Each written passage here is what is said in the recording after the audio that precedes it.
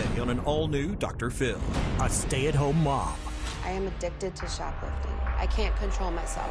Arrested 4 times. Do you leave your house to go steal something? I have, yes. All of these cards, in my mind, they're free. Free. Inside the mind They're on to me. I made a mistake. of a convicted shoplifter. She takes your children to commit a felony. They're watching their mother get arrested. Let's do it. Have a good show, everybody. Here we go. This is a safe place to talk about hard things. Stand by. We'll count you down. Today's going to be a changing day in your life. 5, 4. I am not giving up on you.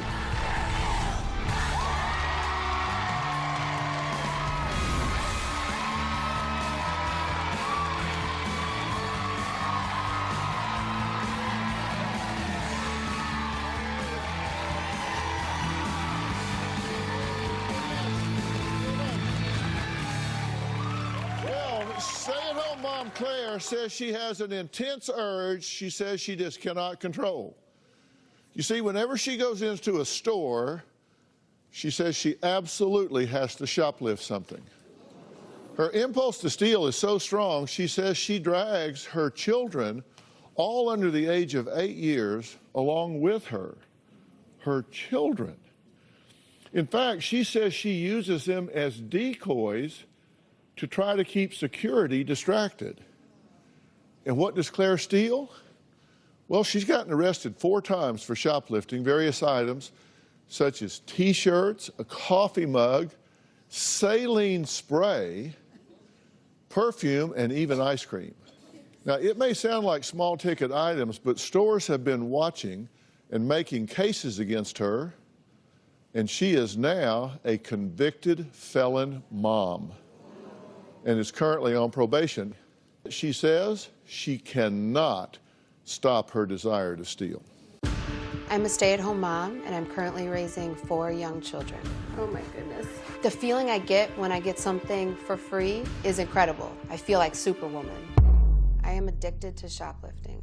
Here we are at the store with my kids. All of these cards are, in my mind, they're free. Over the years, I've stolen thousands and thousands of dollars. They're on to me. I actually have made a mistake and almost stepped out with stuff in my cart that was not paid for. Once I picked up a $900 jacket, lambskin, and just walked right out of the store after I put it on. The thing is they're on to me at that store. They're not stupid. I feel regretful now, like, man, I should have done it. I could have had something for free. I can't control myself. I've been arrested 4 times for shoplifting. The first time I was arrested, I got caught stealing a few T-shirts. I thought it was only a one-time thing. After getting caught, I continued to shoplift. The second time I was arrested for stealing baby food, saline spray, and a mug. One of my children was with me. I thought, okay, this has happened twice. She definitely must have learned her lesson by now. The third time, I was arrested for stealing clothes. This time, 2 of my children were with me. I was taken to the police station. Chris came to pick up our children. Chris was very upset about what happened. We had to hire an expensive lawyer, and it cost us $5,000, for which I had to pay for. 2 years later, I was caught shoplifting for the 4th time. I put some things in my kid's stroller. Face lotion, body wash, perfume. I burst into tears and started crying. Then my children started crying because they were scared. The police let me leave with the children so they would not have to see their mother being handcuffed. This time, I had to stay in jail overnight until Chris could come up with the $2,000 for the bond. I really wanted to leave Claire in jail, but it was Thanksgiving weekend, and I know that the kids needed her back. Now, I'm a felon. I wish I could just stop shoplifting, but the reality is that I can't. I'm white-knuckling my way through it, like a drug addict who needs his fix. If I'm caught shoplifting again, I'll be in there at least 3 to 5 years. This is very important because if you get caught doing this again, you could be looking at years in prison, right? That's correct. You're on probation. That's correct. And you're a felon. That's correct. So if you violate your probation and you have another offense, then all that gets rolled up and due process gets really collapsed, right? Absolutely. And actually, because I already am a felon, even if my probation time has passed, which it will be soon, I will still do time. Okay. Now, here's what I'm going to ask you questions that I think everybody's thinking right now, because you show insight as you describe this, and you hear it, right, Chris? You hear it, you say, I get it. Yes. I get this is wrong, right? You get that you're taking somebody else's things. I absolutely can see what I'm doing. I have insight into it. I can see that it's wrong. So intellectually, you know it. And if you were talking to somebody else that said, I'm getting ready to go in there and steal something, you could counsel them. You could tell them why this is not a good idea. Absolutely. Okay, so take me through the moment where you're in the store and you've spotted something. Yes. And it starts welling up inside you. Take me through that moment. What's happening inside your body? What's happening in your mind? If I feel like, okay, I could do it, then I start to feel a lot of adrenaline. I start to sweat, maybe shake. I get very nervous. If my children are with me, it does make it easier for me because I can focus on them while it's happening, and so not really deal with what I'm experiencing inside, because it's very, very overwhelming. We ask you why you shoplift. Yes. And I made a list, and I think it's very telling. You said, 1, I get an adrenaline rush and a feeling of power. That's true. Okay, so when you say adrenaline rush, what do you mean? You at that moment, Like I'm flying. I feel like I'm flying high. I feel like I'm above the law, and I'm above, like, I don't have to pay for that. I can get things that I want. you beat the system. I beat it. You said, I feel so good about myself and powerful. That's correct. Because a lot of people would say, oh my God, I feel guilty. And there's a point at which you do feel some guilt. Yes. But at that point, you're feeling empowered. You feel that you are mastering the situation, and you feel Absolutely. powerful and you feel good about it. That's right. Okay. I know it's morally wrong, but that one thing that drives me feels so much better, so I do it again. That's right. I would take something just to take it. Yes. It's not, you don't need it. No. You had the money to buy it. Yes. But you would take it anyway. Yes. I mean, saline spray? Yes. It's the act of taking, not the thing. That's so true. Okay. Just being in a store makes me want to take things. You get in a target-rich environment. Yes. And you want to strike. That's correct. What do you think when you hear this? What I think is I try to compare it to what an addiction might feel like, and all that I could think is that she actually feels powerless. Look at what she says up here. She says, I have a feeling of power. She says, power. She says, powerful. She says, I feel good about myself. She says, I feel so much better that I want to go do it again. Well, I know that I feel powerless with the situation. You feel broke. You feel broke, right? Yes. You spent $20,000 Yes. on legal fees, bail, and all of that getting her out. She's stolen, what, at most a couple $1,000s worth of stuff. If that. Why do you bail her out? I love her. I understand that she has a problem, and she tries. She tries to understand it. I love her. She's the mother of my kids. I'm there to support her. For better or worse. She takes your children to commit a felony. That I feel very powerless about and very angry about, because I have no control over it. When Claire, when you take the kids, I have no control. I'm at work, I'm doing something else. I can't stop you. And that is the biggest thing. Okay, look at this. November 21st, 05, stole T-shirts, first offense, expunged from the record. January 2, 13, stole saline spray, baby food, coffee mug, accompanied by children, charged with misdemeanor for retail theft. October 25th, 2013, stole clothes, accompanied by children, charged with misdemeanor for retail theft. 23rd, 2015, stole a $150 perfume, accompanied by children and pregnant. Charged with fourth-degree felony for shoplifting now, and wound up on probation. That's when it went felony, that's when it went probation. She's taking your children who are watching their mother get arrested. They've let you come get them so they didn't see her cuffed. Right. Well, Claire says she battles her urge to shoplift the minute she enters a store. We're going to talk about how she tries to cope when we come back, and we're going to talk about why this is happening, because I think there are some things going on here that neither one of these folks have considered. We'll be right back.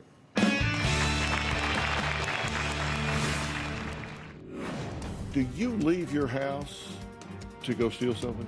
I had. But I lie to myself and I say, no, it'll be okay. Everything is okay. They won't catch me this time. And later... You're saying a lobotomy is in order? No, and I'm not joking about this, but you're going to joke your wife right into prison and you're going to be raising 4 kids on your own. When the children are with me and I shoplift, what I do is use all the stuff that I have to bring with me anyway as a decoy. Diaper bags, baby blankets, baby seats. My fear with her reckless behavior is that at some point our kids will get taken away from us. I've left the children inside of the car while I go into the store really quickly to buy something. Claire left the car running. Anybody could have gone into the car and drove off with the kids. It's terrifying. Someone saw the children in the car and called Child Protective Services. There was an investigation and they found out that the children were not in danger. I asked the children if she leaves them in the car. They said yes, that she has, but now she locks the doors. Now, Claire's a stay-at-home mom with 4 small children. She says even though her engineer husband provides a very comfortable lifestyle financially, she cannot control the urge to shoplift once she enters a store. Now, let me ask you something. Do you leave your house to go steal something? I have in the past, yes. So this is premeditated. You go with that purpose in mind. In the past, that has been the case, yes. Claire sent us a video where she explains her urge to shoplift with her children in tow. And just to be clear, Claire sent us this video on her own without anyone from our staff encouraging her to do so. We didn't ask you to do this.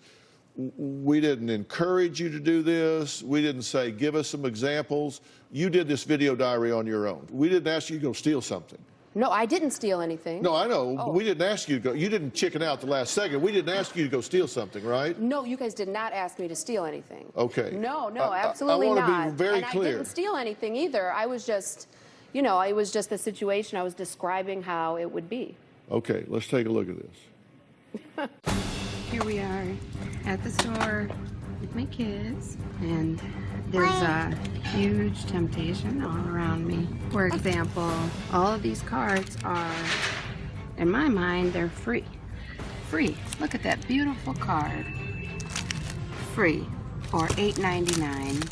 That's the struggle that I face. All of these children's clothes over here, all could just go into the cart and walk right out. But there's that one little chance that I should have paid $9.99.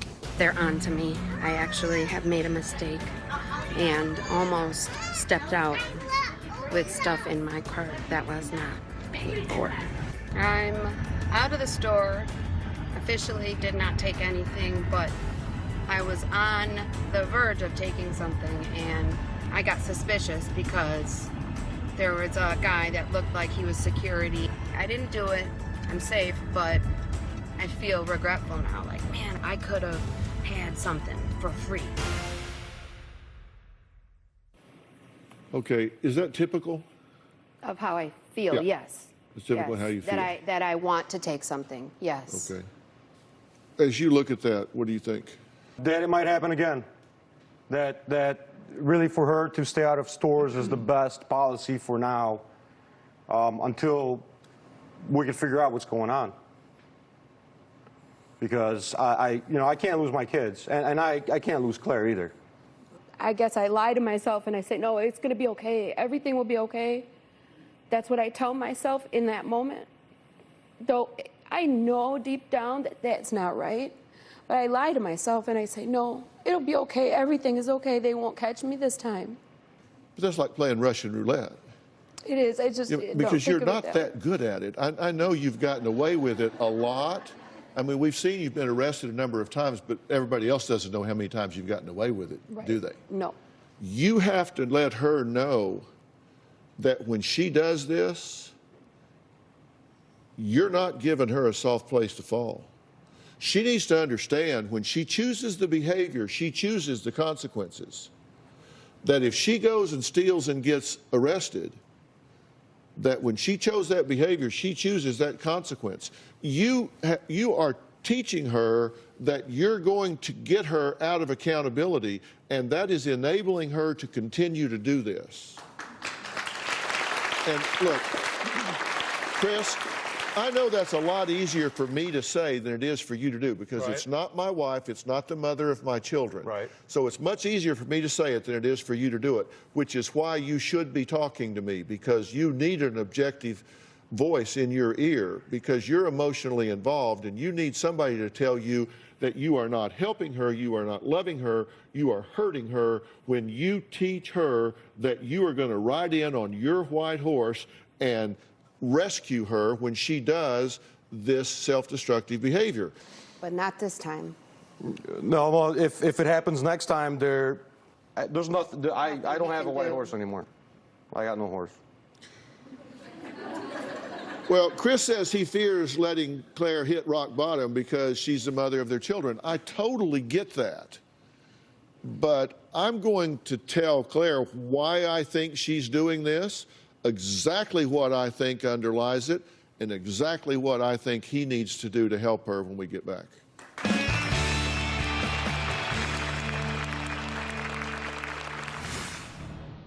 Going in for my probation.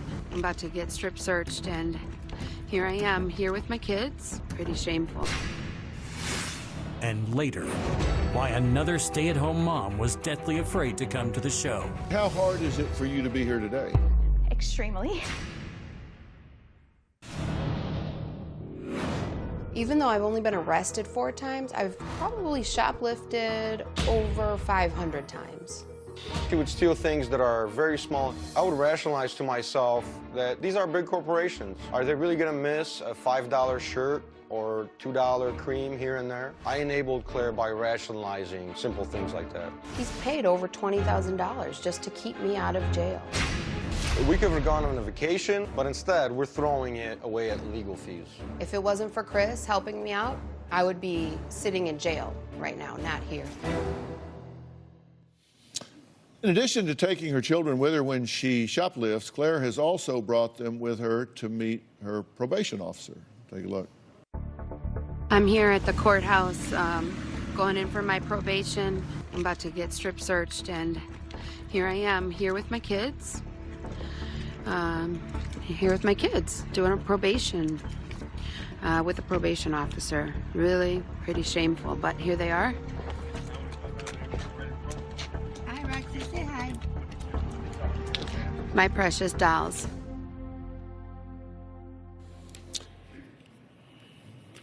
Bad situation, right? It's impossible. Let me tell you what I think's going on. Please. I think for you, this is an addiction. Now, you were addicted to drugs before. Absolutely. And when you were 18, you started going to raves, and you were taking drugs then. Yes.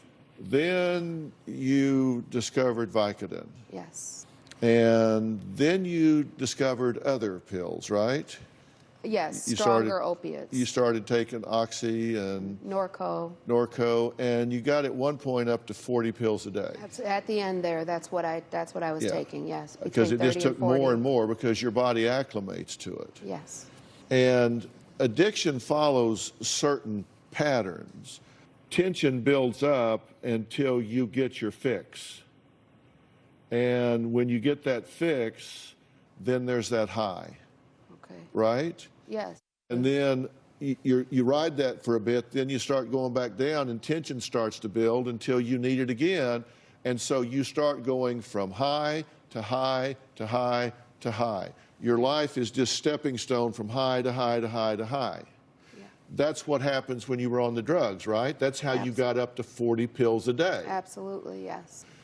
And I'm telling you that what you're doing now with this stealing is getting the same fix that you were getting when you were on the drugs.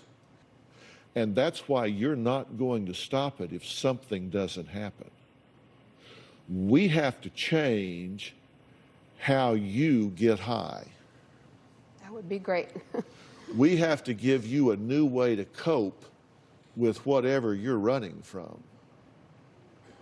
Because I've said it before, you can run, but you'll just die tired. Because you can't outrun whatever's chasing you, and you can't get high enough. You've tried it to the point of killing yourself. And let me tell you, it changes your brain.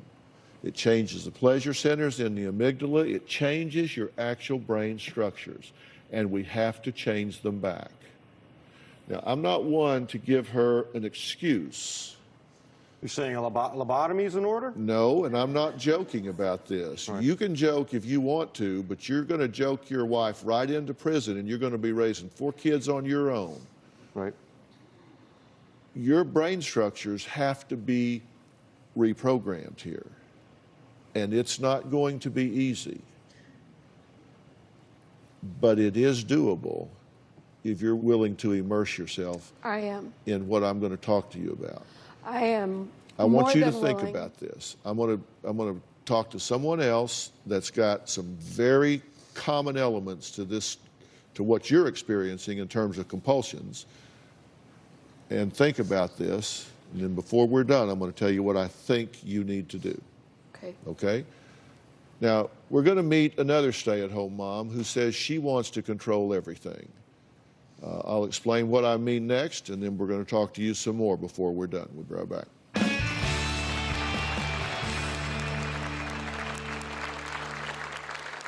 I am constantly using hand sanitizer. I'm constantly wiping down everything in the house. If I even hear someone talking about being ill, I panic. I homeschool the kids. My daughter, she didn't leave the house for almost a year. Closed captioning provided by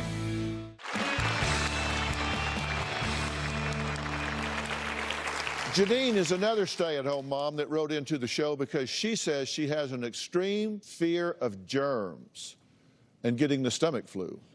Janine told producers that her way of being a protective parent to her 3 children is by guarding her family against illness. Now, to stay safe in their home, everyone follows the rules. Take a look. The thing that terrifies me more than anything else in life is getting the stomach virus. I am constantly using hand sanitizer. I wash my hands at least 15 times a day. I use bleach wipes all the time. I'm constantly wiping down everything in the house. When I go to get the mail, I have a whole routine. I need to take the wipes with me, wipe the door handle, wipe the mailbox handle. Every time I'm in public and I get back in my car, I sanitize my hands first, and then I wipe down the steering wheel. If I even hear someone talking about being ill, I panic. My fears have also taken over my family's lives. I homeschool the kids because I don't want them going to public school where you can contract a stomach bug. Jesse has fears of getting sick and getting germs as well because of me. My daughter, Julia, also has anxiety. She rarely likes to leave the house. A few years ago, she didn't leave the house for almost a year.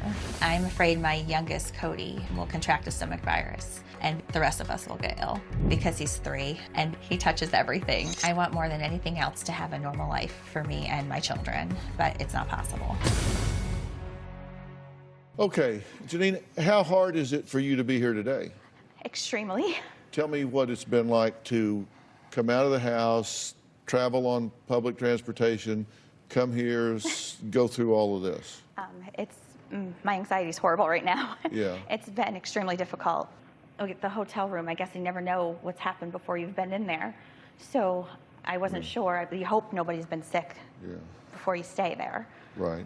So I did bring my wipes with the special cleaner in them and wipe stuff down. So you worked the room over? A little bit, yeah. When you The got door there? handles, the bathroom, the remote, the switches.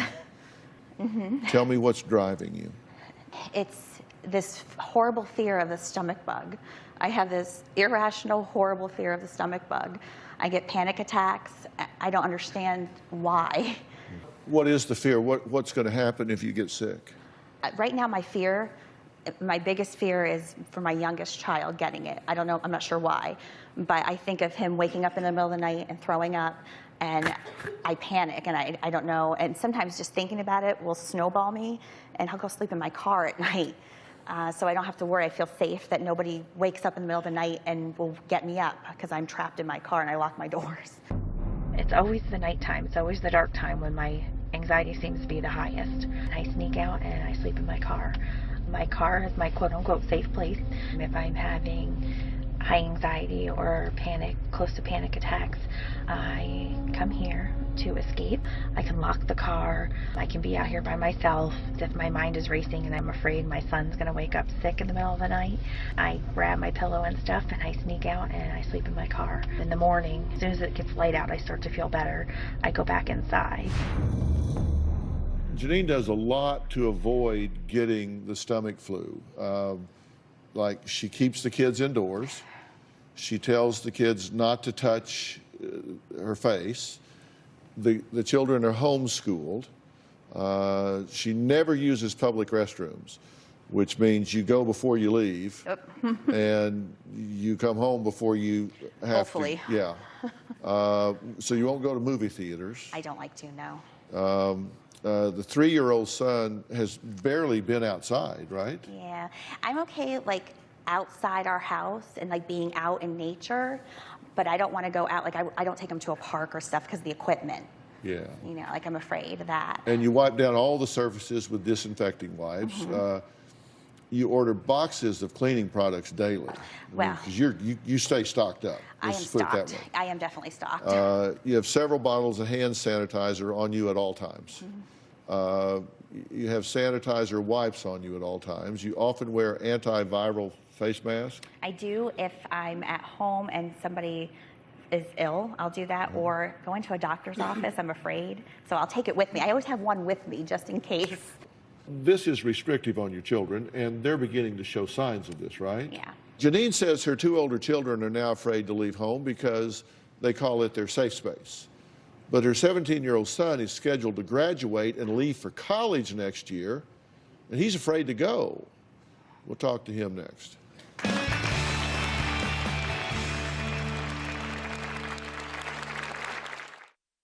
Closed captioning provided by... My fear of getting the stomach virus has put a huge strain on my family. I was married once before, and I know it took a toll on my previous marriage. My anxiety prevents me from having a normal life. We don't do things like a normal family would enjoy. I do feel like because I am supposed to be a better mother than what I'm doing. I'm supposed to teach my children to live and to enjoy life, and they are now taking on some of the traits that I have taught them. Janine claims that no one has been able to squash her fear of germs, and it's affecting her entire family. Now, here's what her son Jesse has to say. I always fear that I'll get sick, and I'm really terrified that I'll throw up. It's difficult to live with this condition. I'm very isolated. I've been homeschooled since the 6th grade. I'm about to graduate from high school, and I'm also a concurrent student at my local college. But I don't go outside if I really don't have to. I have 3 friends. We usually stay in touch over the phone. I have routines that I do that keep me from getting sick. I wash my hands with hot water and soap for around 20 to 30 seconds. I put on gloves when I clean things like my phone. Spray a little bit of this on a towel, and then I'll grab my phone. I'll spray it with a bleach compound that kills any of the germs that are on it. I know my mom really suffers from this. When she's stressed, the whole family gets stressed. It's like a chain reaction. I wonder whether my anxiety is a genetic thing or if it's a learned behavior from being around it so long. I know that I need some kind of help. My life would be so much nicer if I could just get rid of this. Well, joining us is Janine's son, Jesse, as well as a very dear friend of mine, host of the Emmy Award-winning show, The Doctors, Dr. Travis Stork. Now,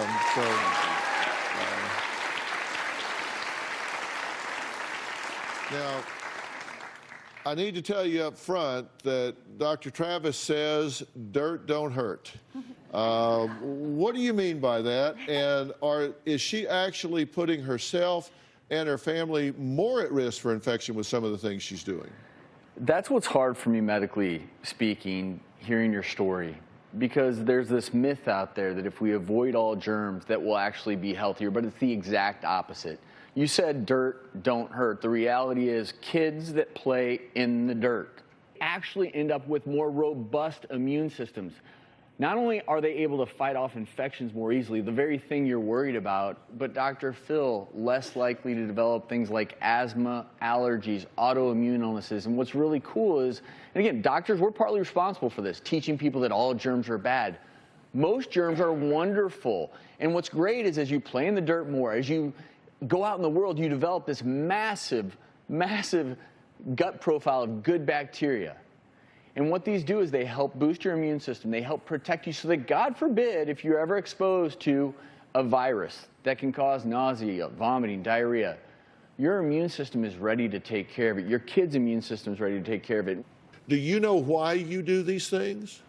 Have they just been modeled? Are you just mimicking, or do you know why you do them? I do them as like a self-preservation kind of thing. But what Dr. Travis is telling you is you're actually making yourself more susceptible to getting sick. It's a compulsion. You have to do it, and if you don't, you're miserable afterwards. Okay, well, that's what I'm asking you here. Are you doing the compulsion to stop being miserable, or are you doing it to keep from getting sick? Because if you're doing it to keep from getting sick, you're misinformed. I see. Unfortunately, we're seeing more scenarios like this, and people still think they're doing the right thing with this compulsion to wash everything, to never go out, to never shake anyone's hands. And unfortunately, we're doing more harm than good. You may be doing this for other than the apparent reasons, which can be very important in stopping doing it. Okay. Like I say, you got to define the problem. Right. You may be doing this for other than the apparent reasons. And two, when you do something as ritualistically as you have, as repetitively as you have, then you have neurological changes. And these have to be addressed. Just as I was saying with you, this isn't pure behavioral or psychological. There are brain changes that happen, and those have to be changed to get out of this. And I don't want to just take this away from you without putting something constructive back in its place. We don't break behaviors. What we do is we replace one behavior with a new, hopefully more constructive behavior. Coming up, could Janine's methods and rules to avoid being contaminated with germs actually make her sicker? Dr. Travis says yes. So if she's not going to do that, what can she do? We'll talk about that when we come back.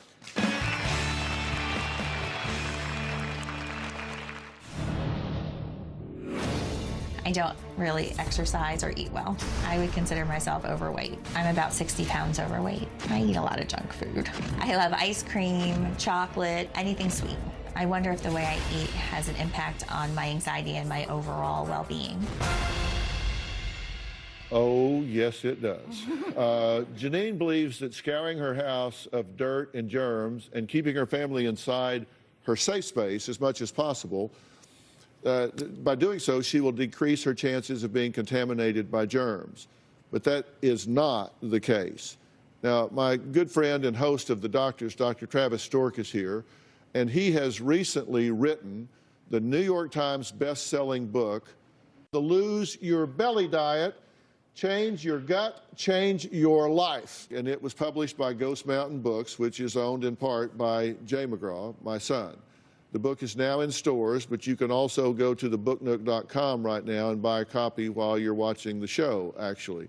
Congratulations on this book. This is a really good book. Appreciate that. Thank you. What I want you to do, and I'm going to let Dr. Stork talk about this now, what I want you to do is assault your entire life here. And interestingly enough, it begins with the germs in your body.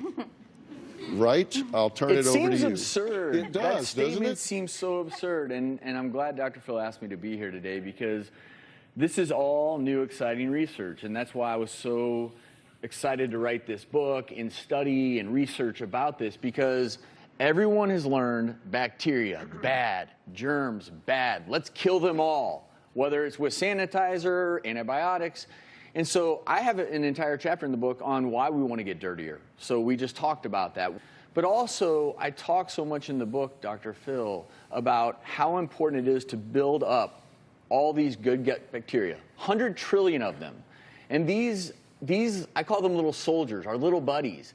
These are the guys that not only help us stay lean, lean people have 70% more gut bacteria, but they also help boost our immune system. And if you think of it this way, if you treat these gut bacteria right, they will. They'll keep you safe. They'll keep you healthy. They'll keep you leaner.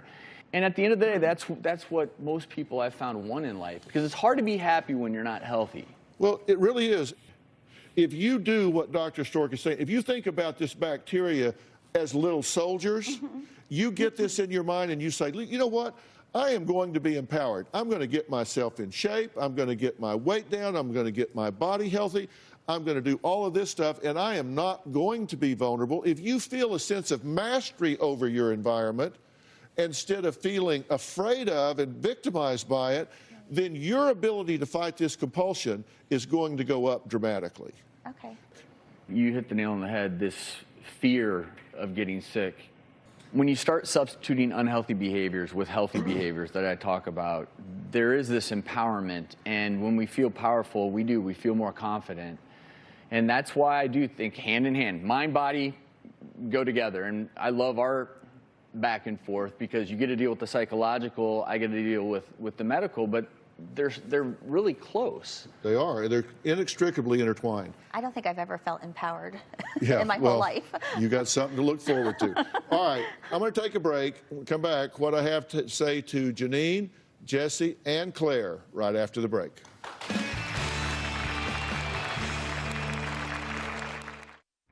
Closed captioning provided by... You have a behavioral compulsion, and that behavioral compulsion has a purpose. And it is, you think it's to keep you from getting sick. I think it is to push down your anxiety levels. I'd like to introduce another good friend of mine. He's chairman of the Dr. Phil Advisory Board and co-founder of the Lawless P&P Center, Dr. Frank Lawless. What do you have to say about all of this? You basically begin this thinking habit in your mind. So basically it's a neurological factor. And so consequently, I think that it would really be helpful to begin what we call psychoneuroplasticity in order to get this kind of thinking under control.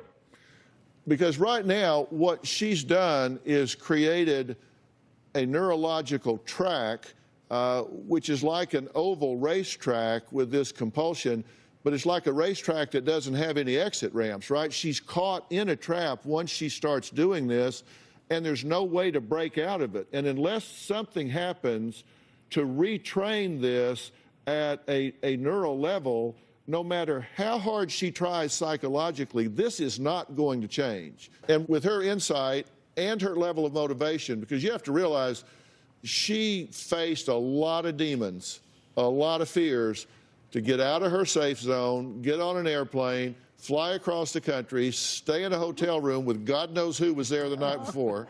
I know, don't and tell God me. knows what they were doing the night before. And she's here, so, I mean, that's a lot of want to. That's a lot of want to. So, I mean, you can help her with this, right, Dr. Lawless? Absolutely, and I would be glad to do that. All right, well, that's a great start. So we're gonna work on this, all right? All right, fair enough. Dr. Lawless, thank you so much. Right.